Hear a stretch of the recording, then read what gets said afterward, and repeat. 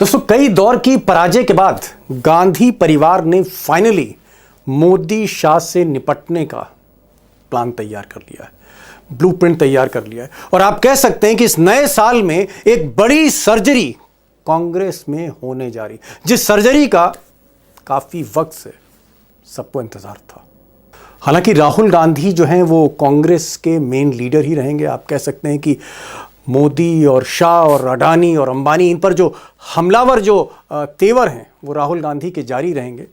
लेकिन एक बड़ा रोल, एक बड़ी जिम्मेदारी प्रियंका गांधी को मिलने जा रही, जिसके लिए एक तरह से मीटिंग भी हो चुकी है, जिसमें मल्लिकार्जुन खड़गे थे, राष्ट्रीय महामंत्री संगठन के केसी वेणुगोपाल थे, सोनिया गांधी थी, राहुल गांधी थे।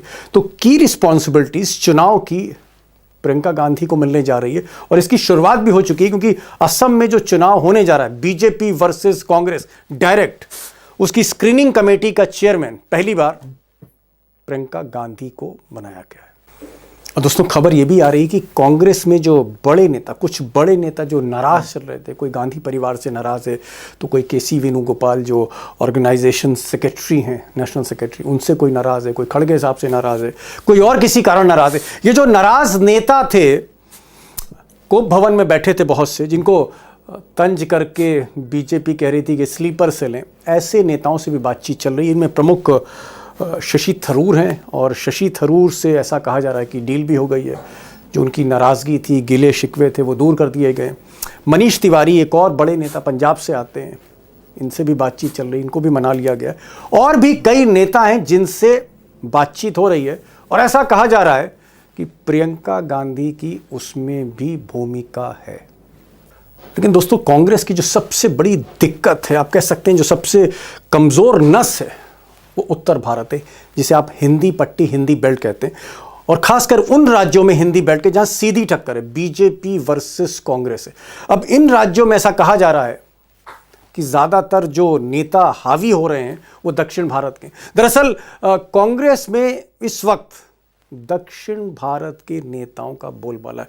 वो चाहे राष्ट्रीय अध्यक्ष मल्लिकार्जुन खड़गे हों जो कर्नाटक से आते हैं, या फिर संगठन महामंत्री केसी वेणुगोपाल जो केरल से आते हैं, इस तरह के नेताओं का बोलबाला है। और कहीं ना कहीं इसका खामियाजा भी कांग्रेस ने पिछले कुछ चुनाव में भुगता है। वो चाहे मध्य प्रदेश की बात हो, छत्तीसगढ़ हो, या फिर राजस्थान हो, उत्तर प्रदेश हो, जो भी हिंदी बेल्ट है।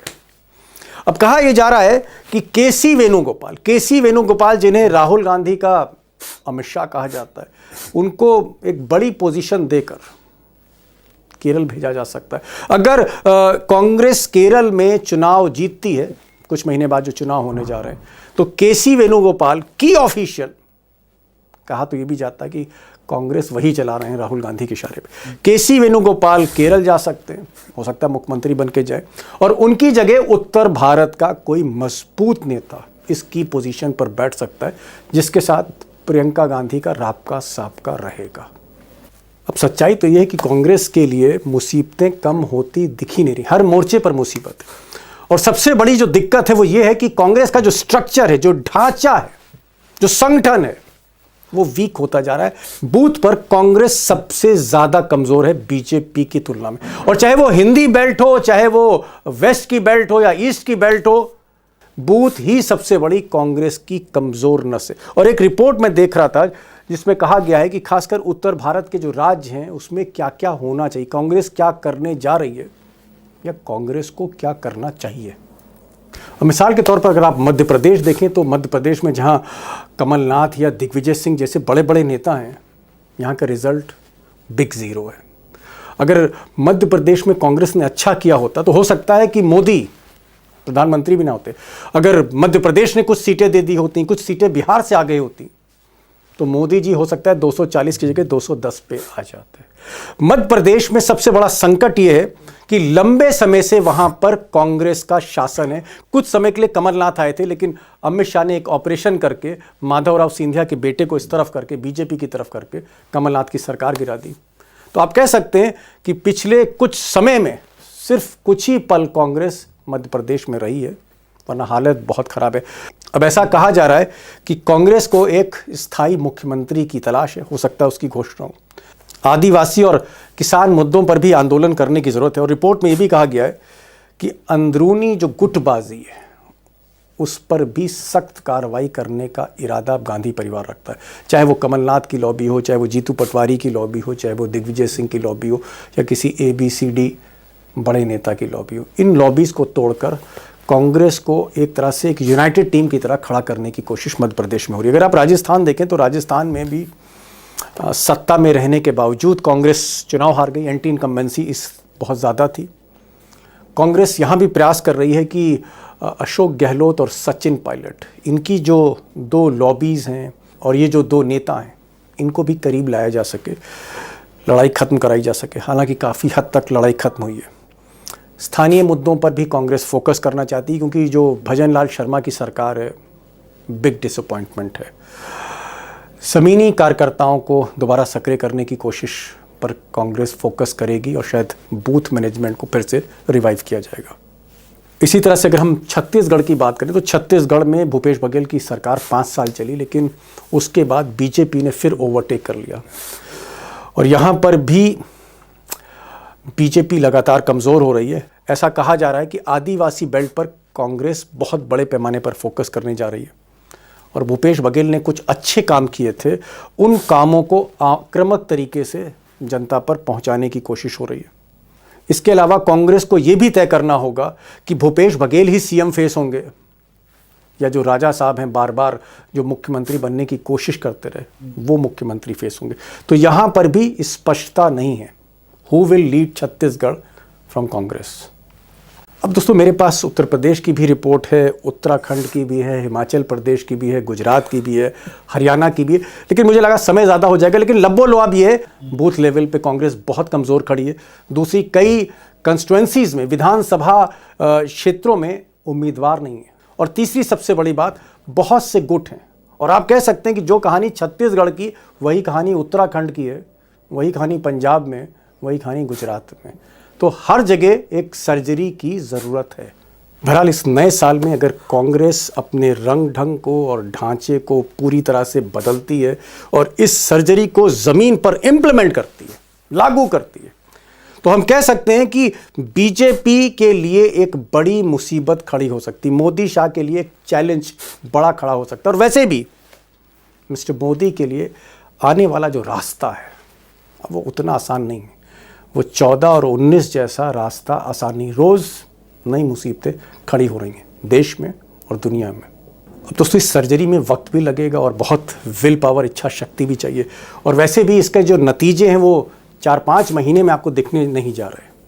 यानी पश्चिम बंगाल हो या फिर तमिलनाडु हो या असम में, उसमें तो नतीजे नहीं दिखेंगे, लेकिन लॉन्ग टर्म में आपको नतीजे दिखेंगे। कहीं ना कहीं उत्तराखंड में आपको दिख सकते हैं नतीजे, जहाँ 1.25 साल के बाद चुनाव है। या पंजाब, क्या कांग्रेस रिटेन कर सकती? बीजेपी अभी भी कमज़ोर है, अकाली दल अभी भी वहाँ पर कहीं ना कहीं हाशिए पर है और आम आदमी पार्टी जो है उसको संघर्ष करना पड़ेगा। तो पंजाब हुआ या फिर आने वाले समय में जो बाकी के कई राज्य हिंदी बेल्ट के वहाँ भी चुनाव होने, वो नतीजे हमें देखने को मिलेंगे। इसलिए ये जानना ज़रूरी है कि कांग्रेस में हो क्या रहा है, गांधी परिवार क्या कर रहा है। और आज मैंने 2 खास रिपोर्टर्स को बुलाया। जावेद अंसारी हैं, पिछले 40-45 वर्षों से मेन स्ट्रीम जर्नलिस्ट हैं, कांग्रेस कवर करते हैं, कांग्रेस पे बड़ा ज़बरदस्त फोकस है। जावेद अंसारी साहब को मैंने बुलाया, कई बड़ी खबरें जो हैं उसका खुलासा करेंगे। और हमारे साथ उमाकांत होंगे, वो भी कई वर्षों से कांग्रेस देख रहे हैं। जावेद साहब, आप कांग्रेस को भीतर से भी जानते हैं, बाहर से भी जानते हैं और एक ज़माने से कांग्रेस को आप कवर कर रहे हैं। कई अध्यक्ष, कई बड़े नेता, कई सरकारें आपके सामने आई और गई। मैं एक चीज जानना चाह रहा था, क्या कांग्रेस को एक मेजर सर्जरी की जरूरत है, नंबर 1? और नंबर 2, क्या आपको लगता है कि प्रियंका गांधी को अब कांग्रेस अल्टीमेटली एक बड़ी भूमिका देने जा रही, जहां राहुल गांधी एक हार्ड लाइन फेस होंगे और कांग्रेस में प्रियंका जहां पर एक सप्लीमेंट उनको करेंगी, अगर मैं कहूं कि अहमद पटेल की भूमिका में होंगी, तो क्या कुछ प्रियंका को लेकर इस वक्त कांग्रेस सोच रही है?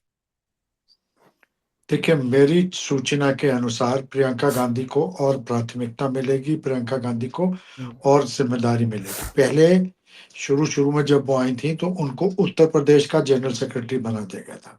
अब सबसे जो कठिन टास्क थी, सबसे कठिन जो जिम्मेदारी थी वो उनको दे दी गई थी, क्योंकि यूपी में तो बिल्कुल पैर तले जमीन निकल चुकी है कांग्रेस की। 1989 के बाद कांग्रेस वहां कहीं सत्ता के इर्द-गिर्द भी नहीं रही। क्या नतीजा हुआ वो सब जानते हैं। लेकिन अब प्रियंका गांधी जब से एमपी बनी हैं, उनका जो परफॉर्मेंस रहा है वहाँ, और प्रियंका गांधी के देखिए, चाहे वो एमपी हों या ना हों, प्रियंका गांधी के कुछ एसेट्स हैं। वो कुछ खूबियाँ हैं प्रियंका गांधी में जो औरों में नहीं है। प्रियंका गांधी से अगर आप मिलें तो आपको आप पहली बार मिलें तो ऐसा लगेगा जैसे आप 20 साल से उनको जानते हो। प्रियंका गांधी कम्युनिकेशन स्किल्स बहुत अच्छे हैं, मैन मैनेजमेंट स्किल्स बहुत अच्छे हैं, लोगों से मिलना, बात करना, जिससे बात करती हैं उसको इतनी अहमियत देती हैं। और जो जी। एक अहमद पटेल साहब जो एक काम करते थे, तार जोड़ने का, ओके, बिहाइंड द तार सीन्स जोड़ने का। Quietly, okay. Behind the scenes quietly. Ahmed भाई पॉलिटिकल मैनेजर, पॉलिटिकल एडवाइजर तो थे ही, लेकिन पॉलिटिकल मैनेजर भी बहुत अच्छे थे। वो वो अकेले शख्स थे जिन्होंने मायावती और मुलायम सिंह दोनों से समर्थन ले लिया था। जी। दोनों को मैनेज करते थे। तो वो डिफरेंट, ये वो क्षमता रखती हैं प्रियंका गांधी। और मेरे सूचना के अनुसार कांग्रेस के ऑर्गेनाइजेशनल जनरल सेक्रेटरी की जगह खाली होगी। केसी वेणुगोपाल केरला जाएंगे इलेक्शन के पहले या अभी कुछ दिनों बाद। और सबसे बड़ा जो रोड़ा था, एक तो जो शशि थरूर का मसला था वो जी भी जी, शशि सुलझ गया। थरूर। शशि ओह। थरूर का मसला सुलझ गया। शशि थरूर को माना ये जाता था कि वो चीफ मिनिस्टर के दावेदार हैं, लेकिन उन्होंने पिछले दिनों उनकी यहाँ लोगों से भेंट हुई, बातचीत हुई, खड़गे जी से, राहुल गांधी जी से, प्रियंका जी से भी, और वो उन्होंने ये क्लियर कर दिया है कि नहीं, उसके दावेदार नहीं है। अभी वायनाड में 3 दिन की बैठक हुई थी कांग्रेस के जो शीर्ष नेता हैं केरला के, उसमें पहली बार बहुत महीनों बाद शशि थरूर ने हिस्सा लिया। ओके। ओके। उन्होंने ये क्लियर कर दिया कि वो दावेदार नहीं है। अगर वो दावेदार नहीं है तो वो रोड़ा अटक, वो जो सबसे बड़ा रोड़ा था वो हट गया रास्ते से। जावेद साहब, क्या आप कह रहे हैं कि जैसे शशि थरूर हैं या मनीष तिवारी हैं जो सीनियर लीडर्स हैं, कभी कभी दिग्विजय सिंह, और हमेशा बीजेपी का आईटी सेल ये चर्चा करता रहता है कि भाई शशि थरूर जो है वो मोदी जी उनको मंत्री बना देंगे, दिग्विजय सिंह अगर कोई पार्टी चलाए, या दिग्विजय सिंह भी एक तरह से बी टीम है। इसी तरह से मनीष तिवारी के बारे में बात सुन रहे थे कि इनको भी कुछ ना कुछ कांग्रेस में शामिल कर लिया जाएगा। तो क्या ये खबरें आप ये कह रहे हैं कि ऐसी कुछ भी नहीं है और शशि थरूर कांग्रेस में ही रहेंगे, उनसे सुलह हो गई है, मनीष तिवारी भी कहीं ना कहीं कांग्रेस के ही साथ हैं, कोई जाने वाला नहीं? देखिए, अगर आपने गौर किया हो पिछले सेशन के एंड में, मनीष तिवारी ने ही इलेक्शन रिफॉर्म्स पे डिबेट का आगाज किया था और बड़े ही सकारात्मक और बहुत ही सब्सटेंटिव इश्यूज रेज किए थे। शशि थरूर ने भी ये सरकार के फैसले का विरोध किया था जो मनरेगा पे जो उन्होंने लिया। तो बिहाइंड द सीन्स कुछ बातें चल रही हैं, कुछ काम चल रहा है जिसमें प्रियंका गांधी का बड़ा एक प्रमुख रोल रहा है। वो काफ़ी लोगों को साथ लाना, ता जोड़ना। एक देखिए, अब दिग्विजय सिंह के बारे में लोग ये कहते हैं कि बी टीम है। या जो जिस आदमी ने अपना पूरा जीवन गुज़ार दिया, अपना राजनीतिक जी। जीवन कांग्रेस पार्टी के लिए, वो अब क्यों छोड़ी? ये सब बेबुनियाद बातें हैं। ठीक है, कुछ कोई वजह ग्रीवेंसेस रहेंगे, उनको रिज़ॉल्व करना। और सबका ये मानना है कि प्रियंका जो है इस चीज़ को बहुत अच्छा कर, राहुल के पास ना उतना टाइम है, ना राहुल निटी-ग्रिटी वाले नहीं हैं। प्रियंका ये सब काम कर सकते हैं। तो इसलिए जी। केरला का मसला सॉल्व हो गया। प्रियंका को यहाँ प्रमुख, अब आप देखिए आसाम में उनको स्क्रीनिंग कमेटी के स्क्रीनिंग हेड है, कमेटी। वो जी जी। उस कैंपेन को वो हेड करेंगे। और प्रियंका बहुत बहुत अच्छी कैंपेनर है, बहुत जबरदस्त। मैंने तो उनका पहला कैंपेन कवर किया 1999 में, जब अमेठी में उन्होंने अपनी माँ का इलेक्शन सिंगल हैंडेडली लड़ा और जीता, मैनेज किया और जीता। तो तो मैंने क्या तो आप जावेद साहब, आप ये कहना चाह रहे हैं कि प्रियंका गांधी के अंदर वो खूबियां हैं कि जहां वो इलेक्शन की, चुनाव की रणनीति को समझती हैं, चुनाव कैसे जीता जाता है, चुनाव कैसे वहां पर क्या मुद्दे उठाए जाने चाहिए, मतलब बहुत इन सब चीजों में वो काफी तेज है? काफी तेज हैं। और एक चीज और भी, देखिए का कांग्रेस पार्टी में ये मंथन चल रहा है कि एक आउटरीच होना चाहिए जो कास्ट और रिलीजियस रिलीजन। वोट बैंक है उसको कट अक्रॉस करके। कांग्रेस पार्टी का कोई कास्ट विशेष या रिलीजियस विशेष वोट बैंक नहीं है। वो क्या नया हो सकता है? एक नया इमर्जिंग वोट बैंक है औरतों का, जैसे